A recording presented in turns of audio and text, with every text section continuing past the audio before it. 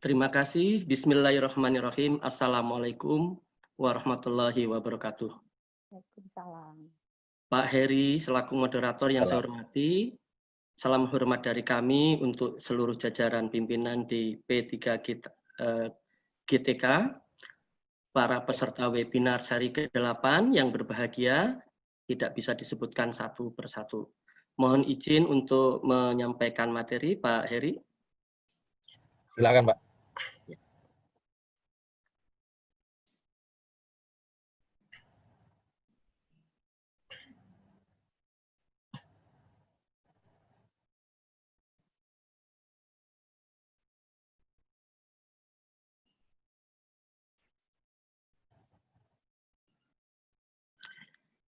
Baik, Bapak Ibu yang saya hormati, tugas saya pagi hari ini ingin berbagi pengalaman tentang bagaimana penyederhanaan program pendampingan untuk manajerial.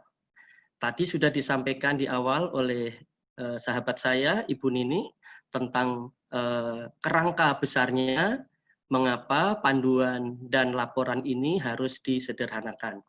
Tadi di materi kedua juga sudah disampaikan bagaimana program pendampingan untuk akademik. Nah, tugas saya pagi ini adalah menyampaikan program pendampingan manajerial. Bapak Ibu yang saya hormati, mengapa perlu penyederhanaan program? Kiranya ada dua hal besar dari pertanyaan tersebut. Yang pertama, adaptif, bahwa situasi dan kondisi saat ini menuntut kita untuk menyelaraskan pekerjaan kita, sehingga program kita juga harus disesuaikan dengan situasi dan kondisi saat ini. Adaptif juga berkaitan dengan ketersediaan media. Tiap daerah, tiap sekolah, bahkan tiap pribadi pengawas sekolah juga memiliki ketersediaan media yang berbeda-beda. Sehingga situasi, kondisi saat ini, ketersediaan media, karakteristik sekolah binaan, sampai dengan kemampuan pengawas sekolah, itu menjadi latar belakang mengapa kita perlu menyederhanakan program pendampingan manajerial. Kemudian tadi sudah disinggung oleh dua rekan saya, bahwa di masa pandemi COVID-19 ini, kita perlu susun program yang sederhana, tetapi harus tetap dapat dipakai. Jadi keterpakaiannya. Tadi sudah disinggung dari awal, memang di APSI Pusat ini sudah mempunyai moto bahwa program-program kita ini harus simple, harmoni, dan unik. Ya, simple tidak mengurangi substansi dari pekerjaan kita. Harmoni, semua regulasi yang telah kita terima harus menjadi acuan kita disandingkan dengan best practice pengalaman kita selaku pengawas sekolah.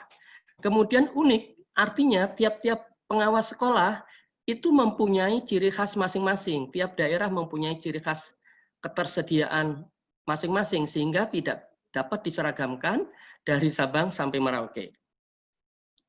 Bapak Ibu yang saya hormati, di dalam melakukan pendampingan manajerial, ini alur yang bisa kita lakukan, tadi sudah disinggung juga bahwa harus dimulai dari melakukan pemetaan sekolah binaan.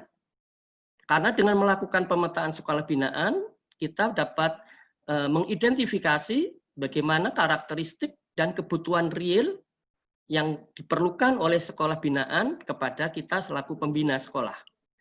Kemudian pilih media yang digunakan.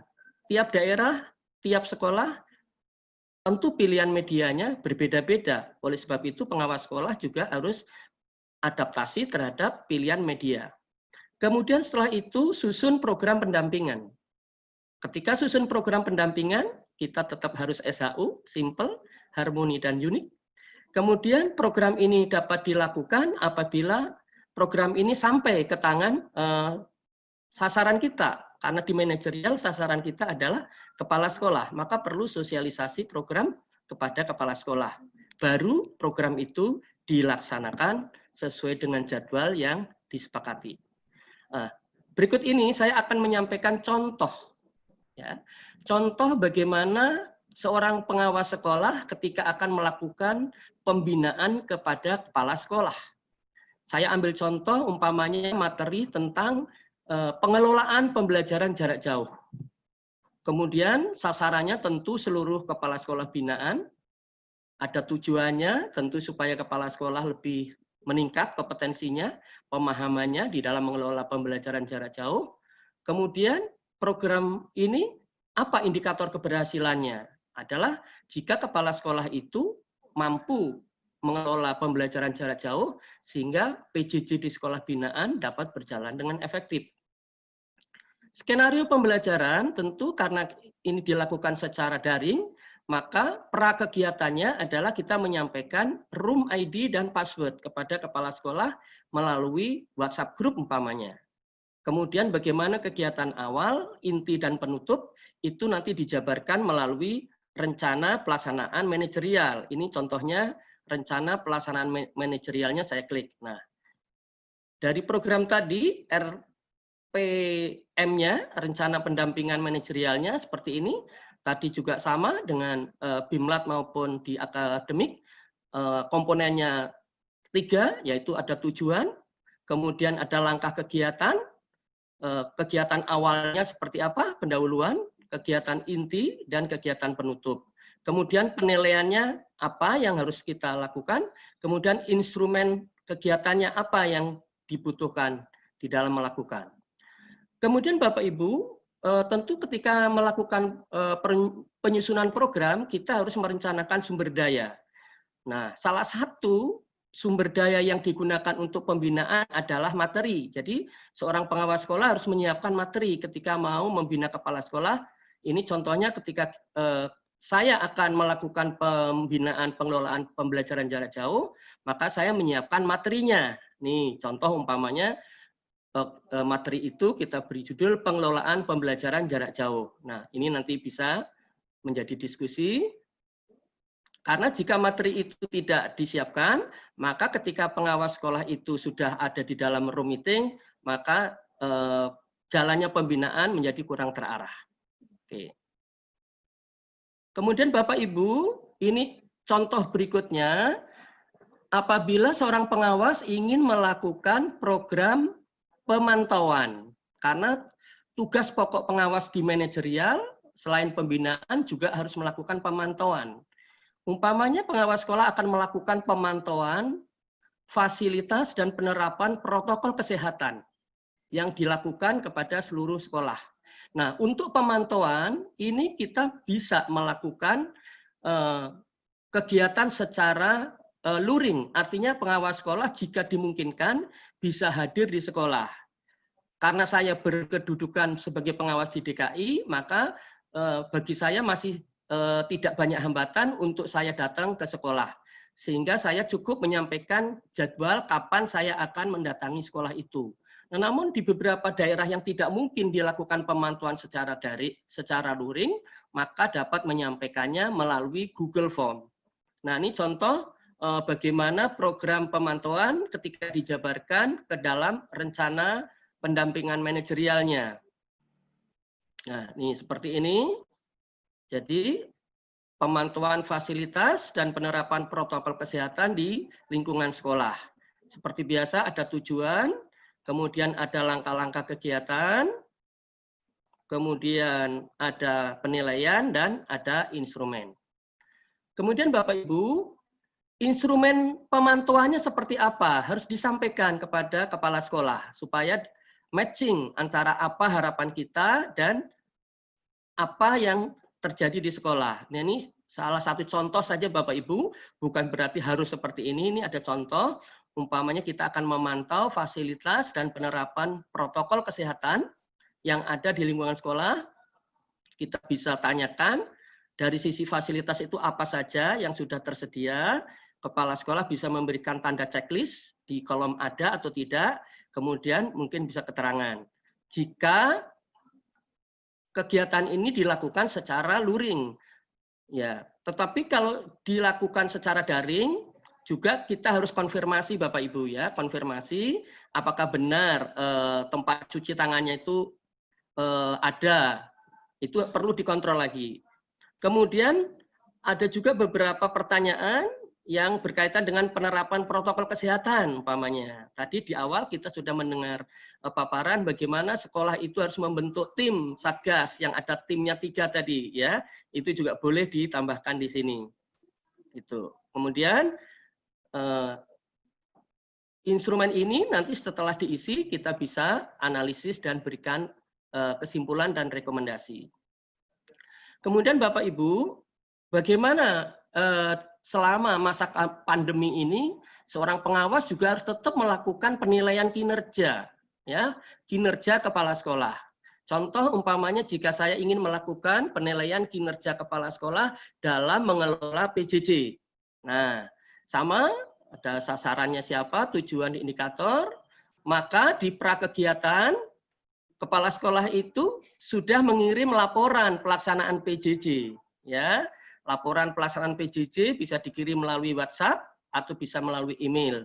Nah, laporannya itu nanti kita baca, kita telaah. Nah, seperti apa RPM untuk penilaian kinerja kepala sekolah? Ini contoh RPM-nya seperti ini. Gitu, cukup simpel, ada tujuan, ada langkah, kemudian juga ada penilaian dan instrumen. Kemudian ini contoh laporan yang sudah dikirim oleh kepala sekolah umpamanya ya. Ini Bapak Ibu, saya tulis nama SDN-nya ini fiktif bukan sesungguhnya ya. Nama kepala sekolahnya juga fiktif. Ini contoh kalau di DKI Jakarta tiap hari kepala sekolah mengirim laporan seperti ini Pak Heri. Jadi pukul 13, ada juga yang sampai pukul 13.30, tiap kepala sekolah itu mengirim laporan PJJ-nya setiap hari kepada pengawas. Butir-butir yang ditanyakan tentang pendataan baik pendidik, tenaga kependidikan, kemudian siapa yang piket dan siapa yang menyampaikan laporan, ini terdata. Kemudian juga menyampaikan proses pembelajaran jarak jauh di sekolahnya. Di tiap kelas teridentifikasi. Di kelas 1A kendalanya apa, solusinya apa. Demikian juga sampai di kelas 6 umpamanya. Termasuk guru pendidikan agama, guru PJOK. Ini teridentifikasi oleh kepala sekolah dan dilaporkan kepada pengawas, sehingga pengawas itu dapat mengetahui seberapa efektif pengelolaan pembelajaran jauh yang dilakukan oleh kepala sekolah. Kemudian dari laporan tersebut, karena ini program penilaian kinerja, maka kita buat instrumen sederhana untuk melakukan penilaian. Umpamanya bisa dilakukan seperti ini, ya kan? Karena yang akan dinilai itu adalah laporan pengelolaan PJJ, maka di sini saya bagi dua umpamanya. Dalam hal penyampaian, apakah disampaikan tiap hari? Apakah sesuai format yang kita berikan? Apakah melaporkannya tepat waktu? Jangan-jangan melaporkannya sudah pukul 5 sore, gitu ya. Kemudian dari isi laporan, apakah data-data itu diisi lengkap? Kemudian apakah kendala yang dihadapi itu disampaikan? Apakah solusi yang dilakukan itu juga disampaikan? Kemudian apakah solusi yang disampaikan itu logis atau rasional? Kemudian apakah kesimpulan yang dituliskan oleh kepala sekolah itu berdasarkan analisis data? Nah, dengan demikian jika pengawas sekolah menggunakan instrumen ini, nanti bisa menyimpulkan seberapa efektif kinerja kepala sekolah di dalam mengelola PJJ, sehingga akhirnya kita dapat memberikan rekomendasi. Kemudian Bapak Ibu, bagaimana pendampingan manajerial itu dibuat laporannya? Nah, ini saya ambil contoh, ya, contoh pengawas sekolah dapat melakukan laporan pendampingan manajerialnya itu seperti ini, simpel saja. Nah, nanti di laporan yang sesungguhnya antara pembinaan, pemantauan, dan penilaian itu dipisah, tidak dijadikan satu karena regulasi di tugas pokok kita dipisah. Jadi nanti untuk pembinaan sendiri, pemantauan sendiri, kemudian penilaian kinerja sendiri. Nah, di sini di laporan pendampingan yang penting apa yang telah kita kerjakan, kapan kita kerjakan, siapa yang telah mendapat pendampingan, proses pendampingannya seperti apa, hasil yang telah kita capai seperti apa, tentu ada hambatan, hambatannya apa, lalu kita simpulkan pendampingan kita itu seperti apa, dan akhirnya kita bisa memberikan tindak lanjut. Itu Bapak Ibu yang saya sampaikan, mudah-mudahan di waktu yang sangat singkat ini, paparan yang sederhana ini dapat memberikan tambahan wawasan Bapak Ibu peserta webinar pagi hari ini. Terima kasih, saya akhiri. Wassalamualaikum warahmatullahi wabarakatuh.